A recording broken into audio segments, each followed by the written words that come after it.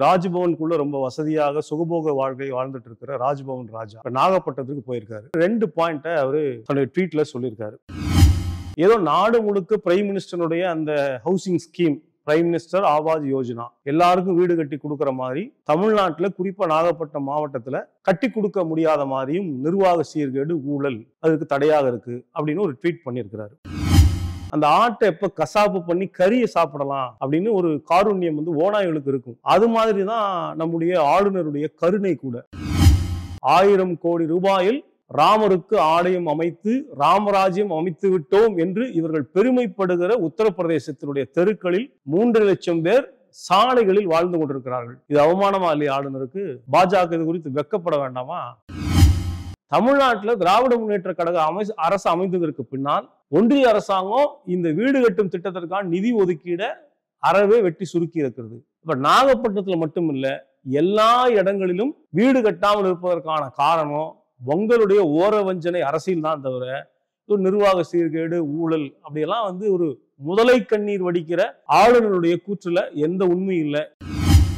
வணக்கம். தமிழ்நாடு ஆளுநர் RN ரவி அவரை ஆளுநர் அப்படின்னு சொல்றதை விட ராஜ்பவன் ராஜா அப்படின்னு சொல்லலாம். ஏன்னா ராஜா தான் என்னைக்கா ஒரு நாள் கோட்டை விட்டு வெளியே வருவார். வெளியே அமைச்சரே மாதம் மும்மாறி பொழிகிறதா அப்படின்னு கேட்பாரு. மழை வர்றது கூட ராஜாக்களுக்கு தெரியாது. அப்படி ராஜ்பவனுக்குள்ள ரொம்ப வசதியாக சுகபோக வாழ்க்கை வாழ்ந்துட்டு இருக்கிற ராஜ்பவன் ராஜா இப்போ நாகப்பட்டினத்துக்கு போயிருக்காரு. போயிட்டு ரொம்ப கரிசனத்தோட ஏழை மக்களை சந்திச்சு அப்படியே கண்ணீர் பொங்கி வந்திருக்கு. ட்வீட் பண்ணியிருக்காரு.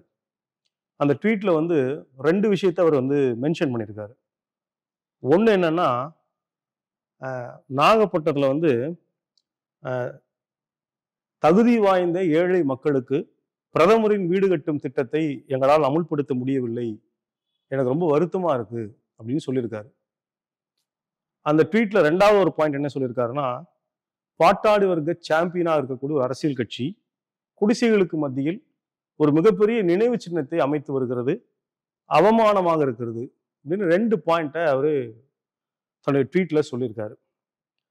பொதுவாக நம்ம கேள்விப்பட்டிருக்கோம்ல, அதாவது ஓநாய்களுக்கு ஆடுகளின் மீது வரக்கூடிய கரிசனம் என்பது ஏதோ காருண்யத்தால் அல்ல, அது கருணையினால் அல்ல. அந்த ஆட்டை எப்ப கசாப்பு பண்ணி கறியை சாப்பிடலாம் அப்படின்னு ஒரு காருண்யம் ஓநாய்களுக்கு இருக்கும். அது மாதிரி தான் நம்முடைய ஆளுநருடைய கருணை கூட. ஏதோ நாடு முழுக்க பிரைம் மினிஸ்டருடைய அந்த housing scheme, prime minister Awas Yojana, எல்லாருக்கும் வீடு கட்டி கொடுக்குற மாதிரி தமிழ்நாட்டில் குறிப்பா நாகப்பட்டினம் மாவட்டத்துல கட்டி கொடுக்க முடியாத மாதிரியும் நிர்வாக சீர்கேடு, ஊழல் அதுக்கு தடையாக இருக்கு அப்படின்னு ஒரு ட்வீட் பண்ணியிருக்கிறாரு. ஆனா உண்மை வேற மாதிரி இருக்கு.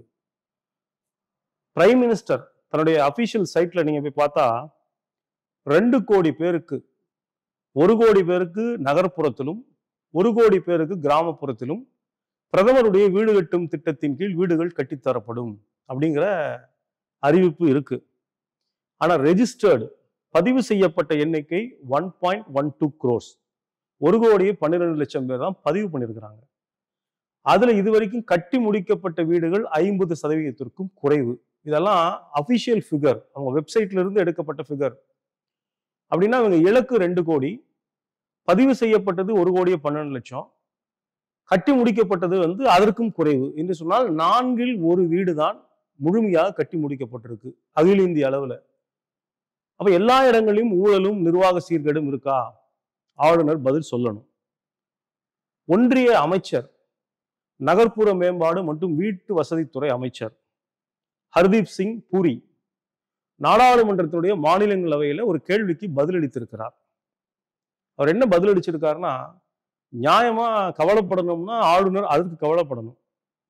இந்தியாவில் தெருக்களில் வசிக்கிற மக்களுடைய எண்ணிக்கை 17.7 லட்சம், கிட்டத்தட்ட 17 லட்சம் பேர் தெருக்களில் வசிக்கிறாங்க.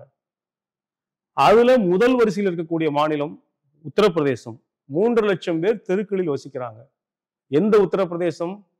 1000 கோடி ரூபாயில் ராமருக்கு ஆலயம் அமைத்து ராமராஜ்யம் அமைத்து விட்டோம் என்று இவர்கள் பெருமைப்படுகிற உத்தரப்பிரதேசத்தினுடைய தெருக்களில் 3 லட்சம் பேர் சாலைகளில் வாழ்ந்து கொண்டிருக்கிறார்கள். இது அவமானமா இல்லையா ஆளுநருக்கு? பாஜக இது குறித்து வெட்கப்பட வேண்டாமா? ரிசர்ச் கேட் அப்படிங்கிற அமைப்பு ஒரு ஆய்வறிக்கை வெளியிட்டு இருக்கு. அதுல டாப் 5 ஸ்டேட்ஸ் ஹோம்லெஸ், வீடுகள் இல்லாத மக்கள் வசிக்கிற மாநிலங்களுடைய முதல் 5 மாநிலங்கள் உத்தரப்பிரதேசம், மகாராஷ்டிரா, ராஜஸ்தான், மத்திய பிரதேசம், குஜராத். இந்த 5ம் பாஜக ஆளுகிற மாநிலங்கள். வீடுகளற்ற மக்கள் எண்ணிக்கையில முதல் வரிசை மாநிலங்கள் 5. கடைசியா இருக்கிற 5 மாநிலங்கள் பட்டியலில் தமிழ்நாடும் கேரளாவும் வருது. இவர் கவலைப்படுகிற தமிழ்நாடு, அதாவது பிரைம் மினிஸ்டர் ஆவாஸ் யோஜனா ஏதோ முழுக்க ஒன்றிய அரசாங்கத்தோட நிதியால் அல்லது மோடி கொடுக்கிற பணத்துல வீடுகள் கட்டி தர்றோம்னு சொல்றாங்க. உண்மை என்னன்னா அந்த ஸ்கீம்ல தமிழக அரசனுடைய நிதி பங்கீடு தான், பகிர்வு தான் அதிகம்.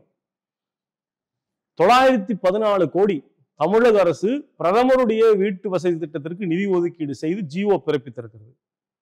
ஒரு வீடை 3,20,000 ரூபாய்க்கு கட்டுறாங்கன்னா 1,70,000 ரூபாய் தமிழக அரசு கொடுக்கிறது.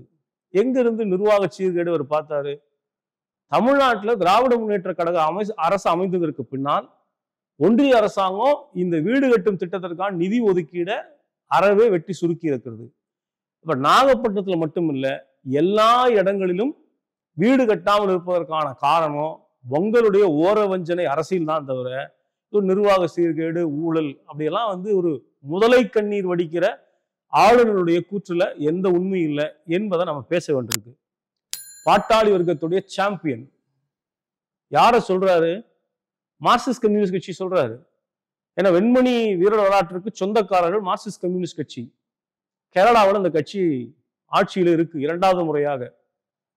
கேரளாவில் இருக்கிற மார்க்சிஸ்ட் கட்சியினுடைய ஆட்சியில லைஃப் மிஷன் அப்படிங்கிற ஒரு திட்டம் அமலாக்கப்பட்டு கொண்டிருக்கிறது.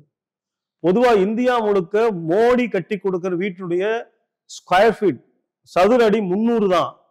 ஆனா திட்டத்தையே கேரளாவில் மாத்தி குறைந்தபட்சம் 500 சதுர அடியில் ஒரு வீடு கட்டி கொடுக்கப்படுகிறது. 4000 கோடி ரூபாய்.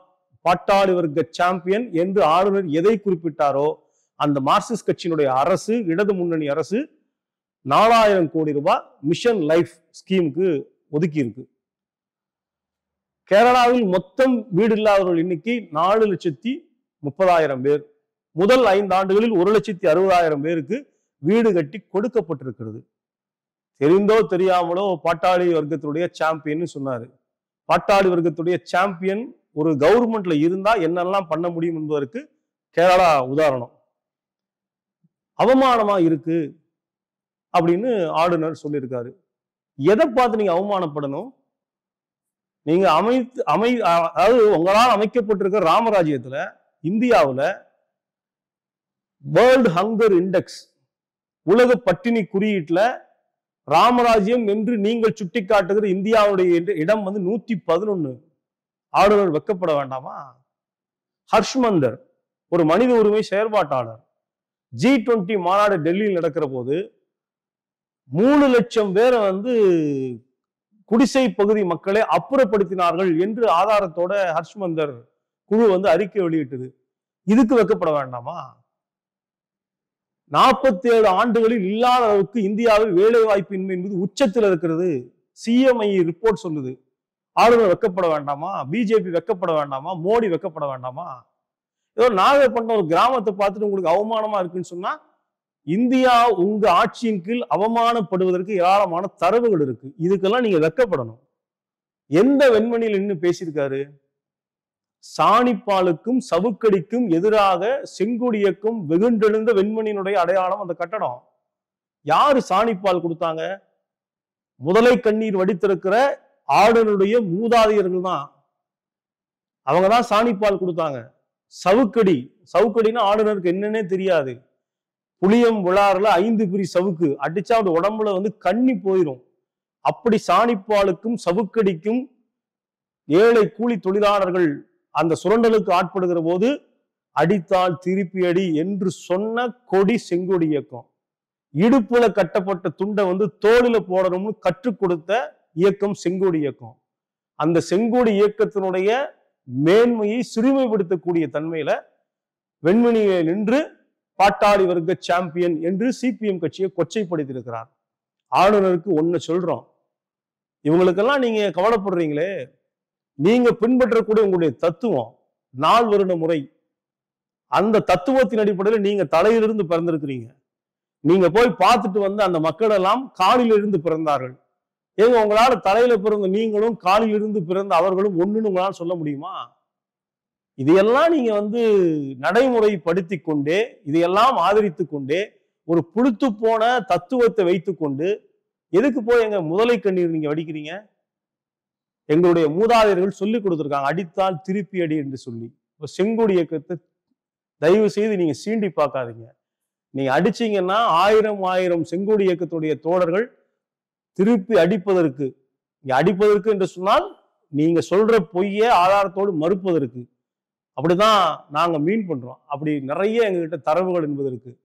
ஆகவே இந்த பொய்யெல்லாம் சொல்லி தமிழ்நாட்டு அரசியல்ல ஒரு குட்டையை குழப்பி மீன் பிடிக்கலாம் அப்படின்னு நினைக்கிற உங்களுடைய கனவு ஒருபோதும் பலிக்காது. நீங்க வந்து ஆளுநராகவே இருங்க, அல்லது ராஜ்பவன் ராஜாவாகவே ராஜ்பவனுக்குள்ளேயே இருங்க. தயவு செய்து தமிழக தெருக்களில் தமிழக மக்கள்கிட்ட போய் தேவையில்லாம பேசி வாங்கி கட்டிக்காதீங்க என்கிற எச்சரிக்கையை தமிழக மக்களின் சார்பாக வேண்டுகோள் விடுக்கிறோம். கேட்டா நல்லது, கேட்கலன்னா நீங்க போற எல்லா இடத்துலையும் மக்களுடைய அதிருப்தியும் கோபத்தையும் எதிர்கொள்வதை தவிர உங்களுக்கு வேறு வழி இல்லை.